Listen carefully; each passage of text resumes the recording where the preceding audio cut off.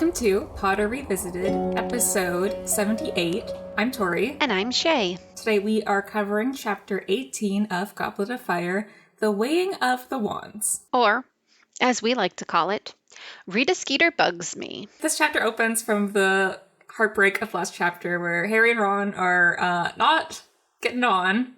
And Ron left before Harry even woke up, so things are not good. And Harry wakes up being hungry but nervous to go to breakfast because there's going to be a bunch of people, but then nervous to stay in the common room because there's a bunch of people, specifically the Creevy brothers who are like fangirling.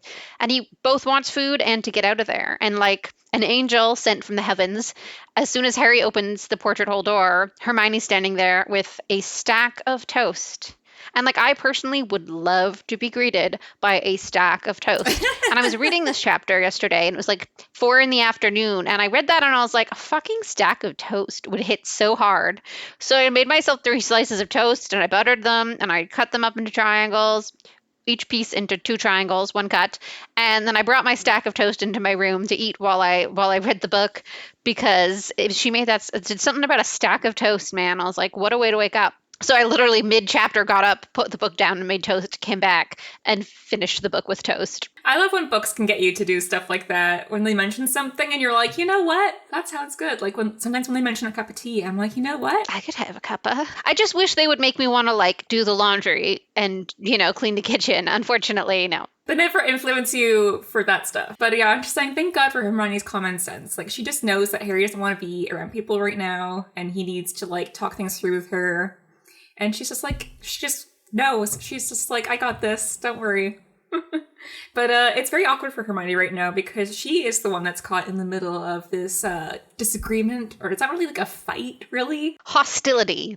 This passive-aggressive hostility. I just find it really funny, especially after last book, because they're usually the ones that are mad at Hermione for something. And she's just like, whatever. And now she's just kind of like in between. It's true. It's a new role for Ron and Harry being mad at each other, but it's a new role for Hermione not being the one that's mad at or mad about. Yeah, she's usually the one that's like on her own and she's just like, oh. She's like, I'm never in this position. This is entirely new. But I also like that it shows that Ron is Hermione's friend in his own right, because I think a lot of people always assume that like Hermione and Ron are kind of friends only because of Harry. But they are their own friends because like, they really do, in this chapter, you really do see that, like, they care about each other, and she really has a really great read on Ron as well. And it shows that, like, even though they bicker, and there's all these kind of feelings surrounding them, they are friends in their own right. Yeah, Hermione really has grown so much, especially in the area of emotional maturity and understanding. I mean, she knew Harry would be anxious about going to the Great Hall, and she anticipated him needing time away from crowds, but also toast, because he definitely needed the toast. And then she was also able to understand Ron's perspective and explain his jealousy to Harry about how Ron's always overshadowed by his brothers, and then at school he's overshadowed by Harry. And she makes sure to let Harry know that it's not his fault that he's always getting this attention, which takes big emotional maturity on top of understanding Ron's perspective. So she does a really good job, and she handles it, I think, quite delicately. And it's a huge, huge twist from earlier in the books. We can really tell there's a level of understanding other people's feelings and other people's perspectives that sometimes Hermione just doesn't even acknowledge, let alone consider. I do think that the fight from last book in Prisoner of Azkaban really did make her consider the emotional aspects. Because that was like a big fight her and Ron had about Scappers and her not really considering his feelings of the matter the whole book until it kind of like combusted. And she's on her own for a really long time. Yeah. Yeah, but Hermione refuses to be the go-between for Harry and Ron and refuses to sort them out. It's like this is your fight. This is your thing. And it's like, I'm going to be here for both of you, but like, I'm not going to like, pass messages or force you guys to say stuff to each other. Like, you have to do that yourself. And yeah, she just kind of see that Harry needs her a bit more though, because Ron kind of like fits in with the other boys and he has his brothers and Harry's all by himself. So yeah, it's a very isolating experience being a Triwizard champion on top of the social implications of everyone thinking you cheated. So Hermione tells Harry that he needs to tell Sirius. And I find this, like, Harry has this thing where he's like, if he finds out that I'm a champion, he's going to burst into this castle. And I'm just like, you know what? Harry's not completely wrong here. Like, the chance is never 0 with Sirius. Like, he's still pretty unhinged at this point. Yeah, he might do that. He's done it before. So there's precedent. Yeah. I also kind of love Harry's letter. Like, he starts off like, hey, Sirius, it's Harry. You know, nothing serious here. Triwizard Tournament's happening. Don't know if you've heard of it. I'm in it. Didn't enter. Don't really know how that happened. But I am the 4th champion. Hogwarts' other champion is this guy named Cedric. Great guy. Hufflepuff Quidditch player. Really swell. Talk to you later. Bye. And it's just so interesting that he felt the need to mention Cedric there. And I have like sort of 2 theories on why. One being that like deep down Harry kind of knows that his selection overshadowed Cedric's, and he wants to make sure that like the story of the Triwizard Tournament includes Cedric at all times. So Cedric isn't sort of thought of as the spare. An afterthought, yeah. Exactly, because Harry's the spare. Cedric does. He wants to make sure Cedric isn't portrayed that way, even when he's talking to Sirius, and no one will ever know about this letter, you know? But another part of me thinks maybe he's just including casual info, like Cedric being involved, to try and like make the letter seem less serious. Like, you're like, oh, I got a weird note from the doctor today. Something looked weird. Also, did you hear the Montreal Canadiens acquired this new forward? Like, you know, you add in some sort of like casual, not as serious news to sort of like dull the potential sharpness of something that could be really serious. So I think it could be kind of either of those. I don't know if you have an opinion on what you think. I do think Harry with Sirius, because he's so worried about him, he does try to be casual in the letters, being like, oh, this crazy thing happened. Oh, by the way, here's some like random tidbit. Like in his letter to Sirius in the summer, he's just like, oh, my scar hurt. And that's kind of weird because last time it happened, Voldemort was around. But anyway, I hope you're having fun wherever you are. Enjoy a daiquiri on the beach for me. So it's just very Harry kind of trying to protect Sirius, even though Sirius is a full-grown man and like his godfather, and he should be the one protecting Harry. But, you know, Harry's not used to that. The whole grown man part is debatable. Physically grown man. Emotionally, 21-year-old boy. But I always found it sad that Harry has to use like a different owl because Hedwig's too noticeable, and Hedwig gets really mad at Harry, and Harry's just like not having a good time right now. Like Ron's mad at him for no reason. Yeah. According to Harry, Hedwig's mad at him, and he's just like, it's not my fault, and it really isn't. Yeah. He should have given some fake mail to Hedwig just so she feels happy. You know, like that internet story about the mailman who always gives the mail to this dog who brings it to the house. When he doesn't have mail, he just like gives her a piece of leftover packaging because she gets sad. Yeah. He should have just given Hedwig like a thank you card for the Weasleys for inviting him to the Quidditch World Cup. I was saying that he could send like prank mail to the Dursleys. Just so they get Owl showing up. He uses every school owl and sends them a pile of dung. Harry unfortunately has to go back to lessons, and of course the whole school is just, you know, not talking to him because they think he entered on purpose, and Gryffindor are, you know, totally Gryffindors, and they're just like group mentality, they're all for it. But the rest of the school is just kind of like, you overshadowed Cedric, you just want more attention, and so... Yeah, the Hufflepuffs are mad because Cedric is their boy. And the Slytherins are mad because they hate Gryffindors. And the Ravenclaws are mad because they're like, what the fuck kind of bullshit rules is this? Probably. Yeah, so Harry's not having a good time. In Care of Magical Creatures, Malfoy places, he has like a bet that Harry's gonna last 10 minutes. And I'm just like, Malfoy knows Harry and all the stuff he's done the last 3 years. So I think a better bet would be placing more than 10 minutes. Like, yeah, but he doesn't want to have confidence in Harry. I don't think he even actually placed a bet. I think he's just insulting Harry and trying to shake whatever confidence he may have. It's the insult seems very weak compared to like all the stuff Harry's done in the last 3 years. Like, yeah. Yeah, but Hagrid has the students taking the Scroots out for a walk, which is, you know, as crazy as it sounds like. Just adorable. Harry comes over to talk to Hagrid, and Hagrid believes him, which is like just, you know, classic Hagrid. So at least he has that going for him.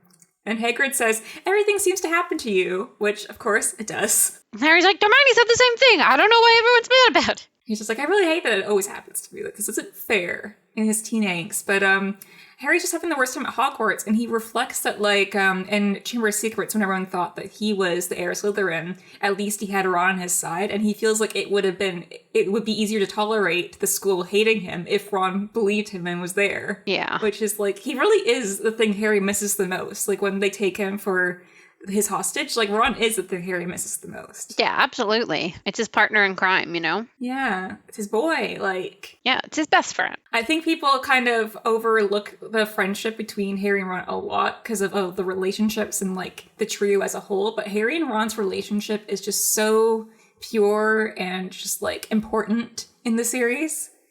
And it hurts to read this chapter. I hate when they're fighting. But going into potions, which you know is going to be a bad time because Harry's in a terrible mood, and it's Snape, and you just know things are going to go bad. Yeah. Malfoy has these badges, and it's like support Cedric Diggory, and I'm just like, they don't actually care about Cedric. They're just like, how can I make Harry miserable? Yeah, their badges might as well say anyone but Potter.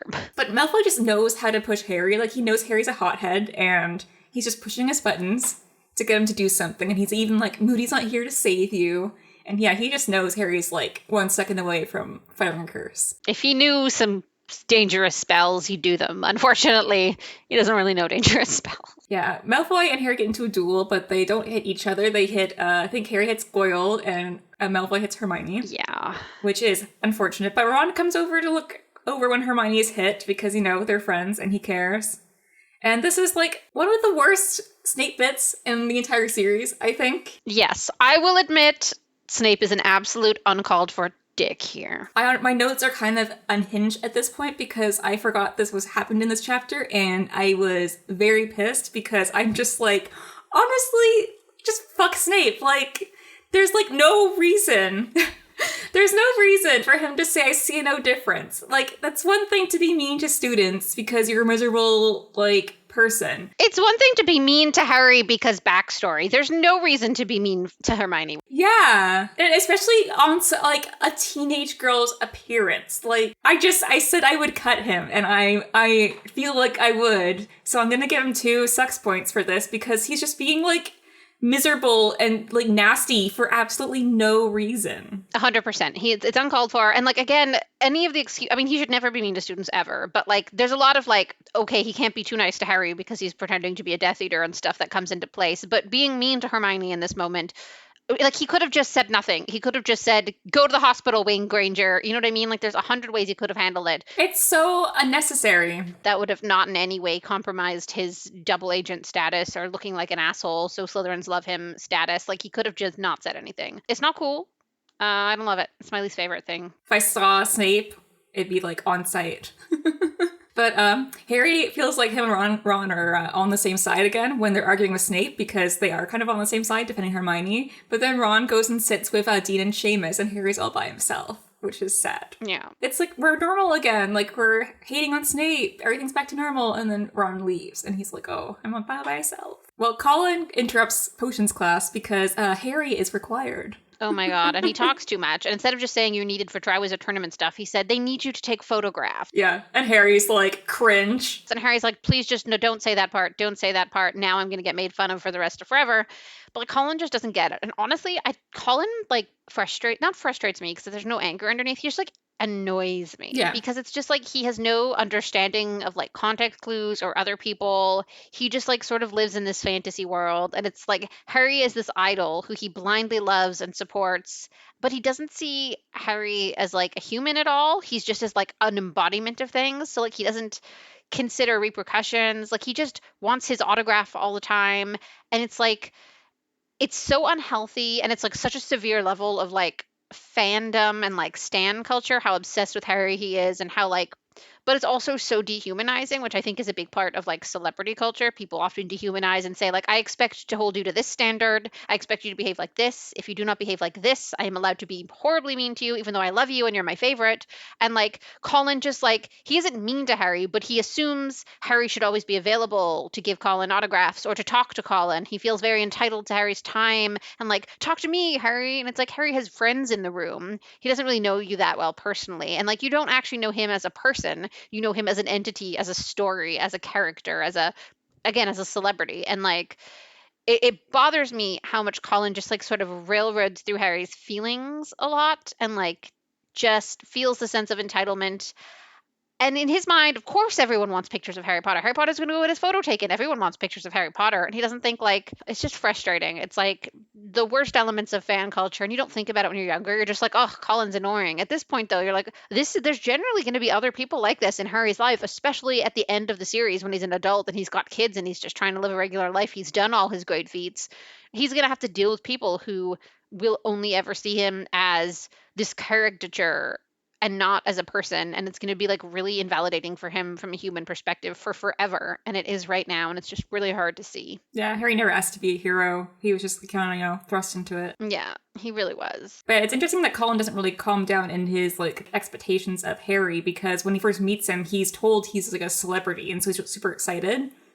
I think most people, when they meet Harry and he's just, like, a guy, they're just like, oh, that's just Harry. And, people calm down once they get to know him, but Colin still kind of has that hero worship all the time, and it must be so exhausting for Harry to kind of, like, always be receiving that from him. Colin comes at him uninvited with so much energy. And, like, especially for us introvert ladies, it's like to have someone thrust that amount of energy on you, even if it's positive and like, you're the greatest and I love you, it's so much. And you're like, no, I can't carry your feelings right now, even if they're good. I'm sorry. And like, Harry doesn't have the words to sort of say that. And Colin doesn't have the emotional maturity to understand why that's a burden he's putting on Harry. Colin is a lot. I think he does mellow out by being in, like, the DA and stuff, and, like, things getting a bit more serious, being a bit more older, but it is a lot seeing him and his brother in this book, and they're just two of them. I can't believe there's two of them. I almost wish that, like, Dennis rolled up and was like, oh, you're Harry? Well, you're not much at all. Yeah. Shorter than I pictured. Like, that's what the world needed from Dennis Creevy, to, like, be like, what are you talking about, Colin? He's just some dude. Just some guy. He's just some guy. His hair is crazy. Calm down, But Harry is taken into this room, and there's a photographer there, and the photographer is, like, eyeing Fleur, which, I don't know, it felt kind of creepy to me because, like, she's a minor. I know she's, like, part Vila or whatever, and he's probably like, oh, she's so beautiful, I want to take her photograph, but it comes off kind of creepy. It totally comes off kind of creepy. It's like, oh, look, there's a pretty blonde teenager in the room. I'm going to make googly eyes at her. Like, that's so uncomfortable. There's a lot of sketchy, like, this back part of the chapter, I'm like, there's a lot of things make me uncomfortable. Yeah, like, would people need to accompany these minors? I realize 17 or whatever, but, like, Bagman's there, but he's not a good, like, chaperone. Like, they need an advocate. Always. Absolutely. And, like, I think to some extent their headmasters are supposed to be that, like, they show up later, but most of them are not handling that or fulfilling that responsibility. And they definitely need, like, the bare minimum, like, the vibes of what they need is a publicist. Yeah, honestly. Like, someone who protects them as a person, but also knows what their reputation they want to put forward is and how they want their champion presented. Harry should have hired a publicist. He has money. He should have hired Tree Payne. She would kill Rita Skeeter. Oh my god, she would be amazing. She would absolutely annihilate Rita Skeeter. Oh my god. Can you imagine? Speaking of Rita Skeeter, we are introduced to Rita Skeeter, and she's as awful as I remember. Oh my god, I hate her. I hate Rita Skeeter so much. She is a vulture, and she takes advantage of Harry, and the fact that he's nervous, and the fact that he's young, and the fact that he's never been in this type of situation having to deal with the press before. And she's why children generally need, like, an adult to look out for them in public situations like interviews or police interrogations, because she just, like, railroads him. She asks him leading questions. She crafts quotes to fit a predetermined story. Harry doesn't even need to be in the room. She does not listen to him at all. Yeah, I said it feels really sketchy that Megan's there and she's like, oh, I needed, like, a personal interview with Harry. And they're like, okay, fine. And he goes off with this woman. Into a closet. Yeah, and into a closet as a 14-year-old. Like, that's really sketchy. It's grotesquely inappropriate. Yeah, exactly. And she's taking advantage of him in there. Not in the way that you normally would assume when someone says they pulled him into a closet, but she is taking advantage of him, and it's horrible. Yeah, but any forms of media, like, children require, like, a parent or guardian to be with them at all times. A parent, a guardian, some sort of adult supervision, again, a publicist who might understand these tricks better. Like, and it's so adults won't take advantage of them. Yeah, she should absolutely not be allowed to interview any of the children without a approved adult, because, like, Hagrid wouldn't even be the right choice in that situation. You know what I mean? Like, McGonagall, Dumbledore, I guess, because not for most students, but for Harry, Dumbledore cares about his reputation a lot. So Dumbledore, just, like, a reasonably functional adult. And it's crazy. And, like, I know I say this a lot because a lot of things should be illegal in the Harry Potter books. Yeah. But questioning an unaccompanied minor and manipulating him is really disgusting and infuriating. Yeah. And maybe it's because it's such a real world problem. It's not like, how come this magical school lets the kids play in the death tournament? And how come this magical school lets kids play the death sport? It's just, like, such a real world thing to have someone in the media be such a vulture and manipulative, and it's just such a real world problem. My only note is just this is not journalism because it's not. It is not journal. It's creative writing. Yeah. Like she creates a story and then she talks to him so she can say she talked to him to get the quotes, but she isn't actually getting his quote. She's filling in quotes that match her narrative. It's disgusting. And it like gets under my skin. It makes me so mad. Dare I say, Rita Skeeter bugs me. I do wonder if like her type of journalism is kind of a comparison to like the UK tabloids, because we do talk, I think it's well known that the UK tabloids are kind of like vicious and kind of like really kind of crazy compared to ours, because in the States at least you can sue people like crazy. So it always just reminds me of Emma Watson talking about how the fact that like at her birthday party when she turned 18, like there is like paps like waiting for her to come out and trying to get like upskirt shots because they couldn't publish those until she was 18, and that was completely legal in like the UK.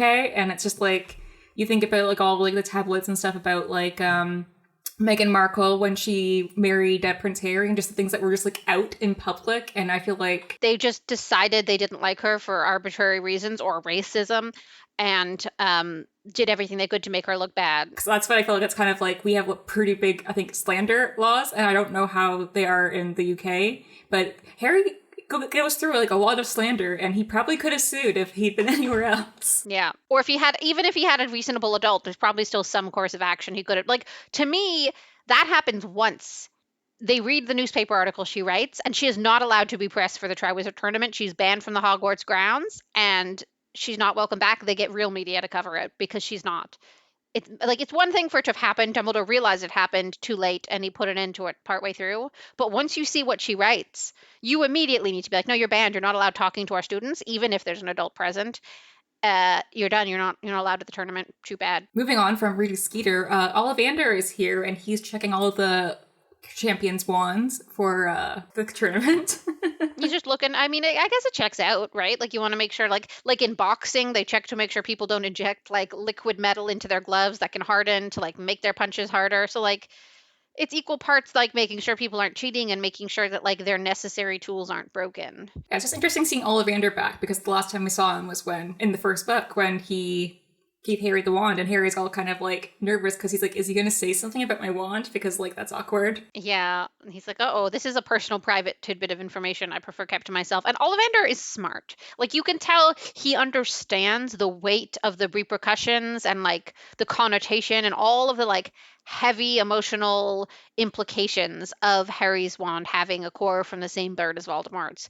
And he knows that he gets to know that because he's a wand lore master, but like it's a personal private bit of information for Harry. And I like that he doesn't bring it up because it's like he knows. Yeah. You know, he's like, this is it's not my business. It is my business, but it's not my business. Ollivander goes through each of the champions' wands and their cores and making sure they're all in working order. I kind of love how the wands to some extent match their wizards. Like Crum's being thick and rigid very much matches how he's described, how he moves. He's broad, he's brawny, and he's like stiff and strong, and that makes sense. And again, dragon heartstring dragons are the big tough monsters of the creatures that are used as wand cores. It's like it really checks out. And then Fleur, of course, well, her name is Fleur and her wand is Rosewood, so it's got that flowery, pretty vibe. But then also Vila hair being the core, and obviously she's pretty blonde. Yeah, this is really interesting to me because we don't know, because Ollivander does say that he's never like worked with it because he finds it temperamental, and the idea that like she has a Vila hair, not only like her being a Vila, but it's like a relation to her. I do wonder like what kind of magic that would it make it more powerful, because it's like directly related to her. It's her grandmother. Yeah, I would think there's definitely like they talk about wand loyalties, and certain wand woods are more likely to like be passed down effectively through the family because it's not as loyal to one master. So I feel like this type of wand is probably very loyal to Fleur and people in her family and her specifically. And it's probably the kind of wand that like wants to be with her. So it would do, to the extent that wands can act on their own accord, it would want to be with Fleur. So there's probably certain things like spells to call your wand back to you that it's really quick to follow through on despite you having to do wandless magic to get it, you know? Yeah. But it's interesting that they say it's volatile because Vilas, like we see the Vilas can get kind of aggressive and scary. So like that makes sense. But that makes me think like I wonder how it impacts the spells Fleur does. So I wonder how often she like retaliates overly aggressively and things. and the wand prefers that.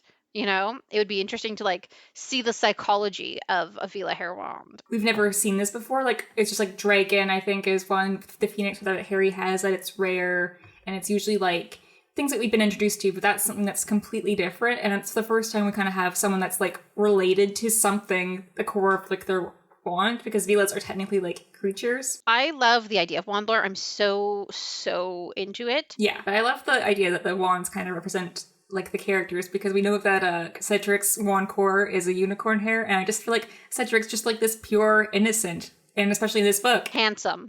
and he dies and he was just like this pure, handsome, innocent guy, and dies later, and it's really sad because it's just unnecessary. Absolutely. It makes a lot of sense. The pureness of the unicorn hair and Cedric's innocence is beautiful, really. It's very interesting. Harry's wand is fine, and I do like the moment where like Cedric talks about polishing his wand and stuff, and Harry's just like, shit, I need to polish mine. And then he embarrasses himself because he shoots like sparks and like it goes near Fleur, and she's like, oh, this child, like, what is he doing here? Oh my god, he can't even control his wand. I also love that, like, as soon as Harry finds out Fleur has Vila hair in the wand, and that it's her grandmother's and that she's related to Vila, his first thought is like, oh, I have to tell Ron, because Ron thought she must be part Vila. Oh, it's so sad. He's immediately brokenhearted because he's like, oh, I can't tell Ron, we're fighting. But like that, it's such a reflex for him to be like, oh, this pertains to Ron. Like, Ron wants to know this. I think it's so relatable.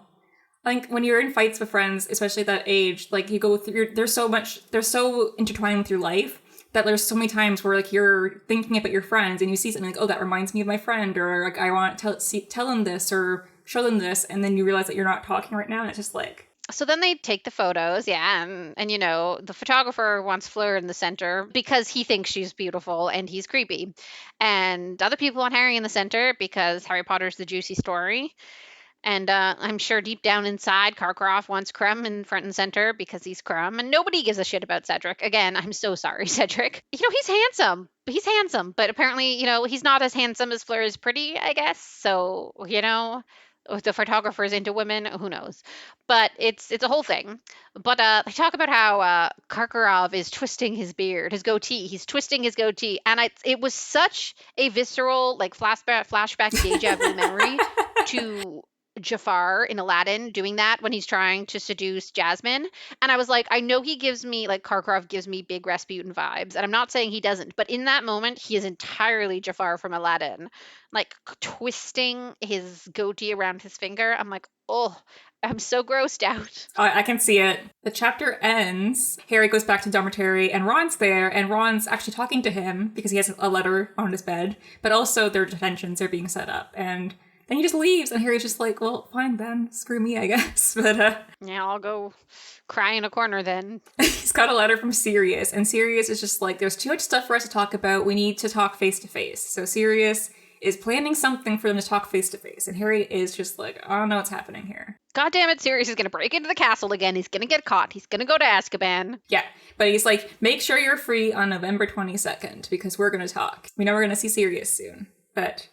yeah, it's a lot happened in this chapter, and there's a lot going on with the Harry and Ron conflict, which is hard to read. A lot going on with the tournament. You know what? It's a frustrating chapter. A lot of characters do things that frustrate me in this chapter. Colin Creevey frustrates me. Rita Skeeter beyond frustrates me. And Snape had what I think is one of his worst moments of being a dick. Yeah. And as someone who wants to like Snape, I don't know why, but my brain wants to be happy with him. I couldn't do it there. I couldn't justify what he did there in any way. It's not right. But do you have any other comments before we wrap up this episode? Can't wait for Rita Skeeter to get what she deserves. Yeah, I am kind of droning the Rita Skeeter articles, because that's such like a hard part of this book, is just Harry kind of being slandered and Hermione being slandered in like the publications, and the fact that they're dealing with this as like minor children. Again, no one properly defending them, or... do they not sue people in the wizarding world? Like, I feel like Harry should be just suing everyone at this point. Or like, again, being like, yes, hello, I'm one of your champions. I would like her barred. I do not want her near me again. If she is near me, we'll have trouble. I want a restraining order. Literally keep her off the Hogwarts grounds. Just keep her off the Hogwarts grounds. And if she shows up again, we feed her to a dragon. Yeah, I'm looking forward to more of the tournament stuff happening up, but I'm still kind of sad about Harry and Ron, so I hope they make up soon. Yeah, she can't wait till they get their friendships back in order. And nothing feels balanced when the trio aren't like together. Everything feels unbalanced, and they all need each other, and Harry needs his Ron. But thanks for listening to this episode of Potter Revisited, and we'll be back next time to discuss Chapter 19 of Goblet of Fire, the Hungarian Horntail. Finally, some serious danger. If you have any comments from today's episode, you can reach out to us at potterrevisitedpodcast@gmail.com, or you can comment on Spotify or on social media at Potter Revisited, and we will see you next time. Bye.